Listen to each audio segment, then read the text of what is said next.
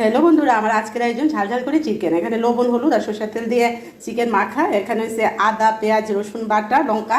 এখানে হচ্ছে সম্বাসের পেঁয়াজ। এখানে হচ্ছে আদা আলু পেঁয়াজ কাঁচা লঙ্কা তেজপাতা যা যা লাগে সব।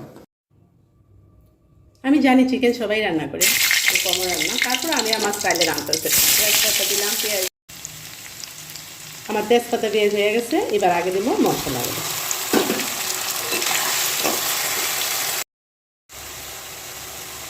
মশলাটা একটু কষা কষা হয়েছে, এবার আমি দিয়ে দেবো চিকেনগুলো, দিয়ে একটু নাড়াইয়া ঢাইকা দিয়ে দেব।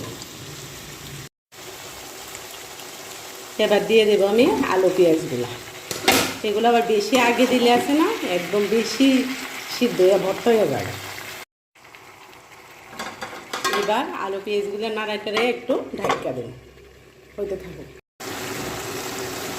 এই দেখো আমার চিকেনটা একদম সুন্দর কষা কষা হয়ে গেছে। এবার দেবো চেরা কাঁচা লঙ্কাগুলো। চেরা কাঁচা লঙ্কাগুলো একটু পরে দিলে খুব ভালো সেন্ট আসে।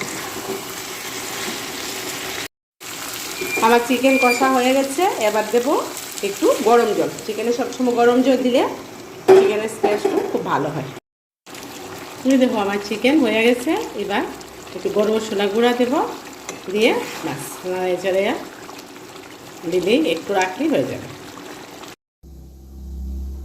এই দেখো বন্ধুরা, আমার ঝাল ঝাল চিকেন রেডি। কেমন লাগলো কমেন্ট করে জানাইও।